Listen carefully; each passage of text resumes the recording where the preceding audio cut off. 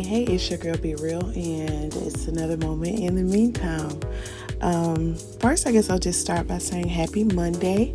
As we stated on last week, we are not afraid of Monday. We're not gonna be the people who dread Monday and who have the Monday blues and all of that. We know that the God of the weekend is the God of the weekday.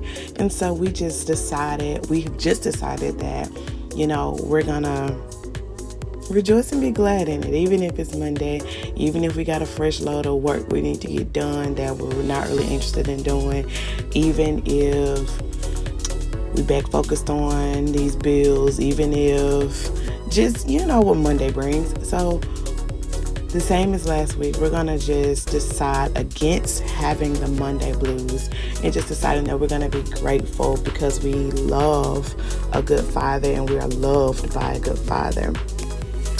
I have a couple things on my heart. The first thing is really quick, I would say. Maybe it's really quick, I never really know. But the first thing, I wanted to just pose a question. Have you been complaining lately?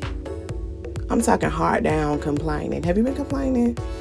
I was thinking, I have not complained, so I have thought. But something that God began dealing with me on was my question of how. I do it a lot. I hear his promise. I know what he has for me. I know what he has said concerning a lot of situations, short-term situations, long-term situations, just life in general. Like, God will speak and he'll give you some direction about, what's happening. But a lot of times I don't just take what he has said and leave it there. I take it and I overthink. I take it and I pose questions. I take it and I worry. I take it and I doubt. And I take it and I be like, God, but how? How? And so God actually told me that you always asking me how, that's low-key a form of complaining. Like, it's almost like me giving you the direction of what's going on. Like, me speaking to you about a thing isn't enough. It's kind of like, hey, I told you that everything is going to be okay. But when you ask me how, it's like you're rejecting the truth of the end result because you're too busy wanting to know how. So you're complaining about, it's like you're complaining about my methods. You're complaining about, I don't know, y'all. It's just like God just was speaking and he was just like, it's low-key a complaint when you won't just take me at my word, like, because you're trying to be too involved in everything. And he just ended up showing it to me as being a complaining spirit. Now, I don't know if it come off like that to y'all, but to me, it did. It was just like, I don't want to complain. I don't know. I don't know. I think it makes sense. But he led me to Numbers 11, where the children of Israel were, of course, in the wilderness, and he was providing to them manna, fresh manna every day. He was giving them fresh manna every single day. But the children of Israel, it wasn't enough for them. They were like, no, God, we want meat. We want meat. We want meat. And it wasn't that God wasn't providing for them, but it was that they were tired of the way he was providing. And so, when he got tired of it, like, okay, y'all gonna keep complaining about wanting meat. You're gonna keep complaining about wanting more than what I'm giving every day. So you know what I'm gonna do? I'm gonna give you so much meat that it's gonna come out of your nostrils. And I don't know about y'all, but I just think that's nasty. And I'm a meat eater, but I just think that coming out of my nose, that's a bit much.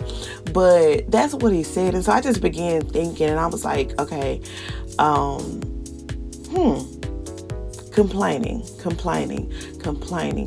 And the children of Israel, just like, if y'all have read like in depth about them, that complaining was their thing. They did a whole lot of complaining.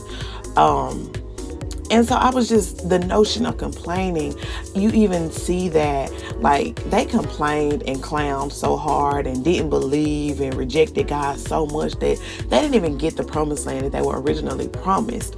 And so just like the end result of them not going into the promised land, and then also in this specific story of how God is giving them so much meat, it's gonna come out their nose because y'all complaining, and I'm gonna give you everything you want because you're getting on my nerve.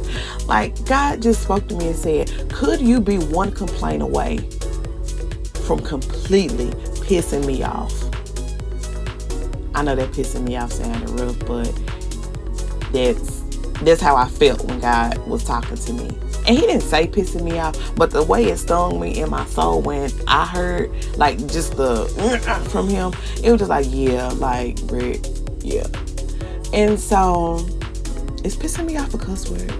I mean, I couldn't say it when I was a kid with my mama, but anyway, I'm sorry. Forgive me. But could you be one complaint away from completely making God upset? See, that ain't got the same effect, but you get what I'm saying. And with that thought in mind, I was just challenged to shut down every complaint today, shut down every complaint tomorrow, shut down every complaint this week. Shut it down, because your future could be definitely hanging in the balance. If you complain, like, could you be one complaint away from throwing it all away? I don't want that to be me, and I don't want it to be you. So I challenge you all this week to let's not complain. Let's take God at his word. Let's accept how he is doing what he is doing. He is providing the way that he wants to provide, and as long as he's providing, that's all that really matters. Yeah. The next thing I would like to mention today is that, and this one is quick, I think that sometimes as Christians, we walk around bracing for the worst and just hoping for the best. But I just heard the Father saying, don't do that. Like, don't brace for the worst. Like, literally expect the very best outcome today. Just expect it. Expect the very best outcome today, tomorrow, all this week. All right? So that's what that is today. I would like to introduce you all to a new segment that we'll be hosting on the podcast. I'm super excited about it. I believe we'll launch on Wednesday, maybe even tomorrow. I don't know. But it's going to be a Hey Barbara, This is Shirley. Now, if you don't know where Hey Barbara, This is Shirley come from, then we got bigger issues. But it's okay, because I'm your homegirl and I'll teach you all about it, okay? But Hey Barbara, This is Shirley, as far as this podcast is concerned, will be a segment for us to highlight and just give a shout out to a woman that we think is dope, a woman who is living her best life, a woman we admire and we just think is doing amazing things. This woman can be a celebrity. It can be a homegirl that you know. It can be your girl. It can be anybody. It can be your mama, your auntie, but just somebody who you think is like really super dope and it's inspiring. And so what you're going to do, you're going to reach out to me, tell me about this woman. You're going to drop a few lines, and then we're going to shout that woman out on the show, okay? So that's Barbara, This is Shirley. Now, you're going to have to go to my Instagram today so that we can really get in there about Barbara, This is Shirley, okay? Because you got to know the root. You got to know where this come from. And you got to know why this is the polar opposite to how this was originated. But yeah, we're going to take Barbara, This is Shirley, and we're going to flip it a little bit and make something good of it. So, if you have not followed me on Instagram, go ahead and do that now at B.Reel. If you do REAL, you're not going to find me there. And of course you want to find me. So it's going to be B.Reel at B.Reel. Follow me now. We're going to have some fun on my Instagram stories today. And that's what it is today. I hope you guys have an amazing day. Thank you so much for joining me for another moment. In the meantime, I love you. Have a wonderful Monday.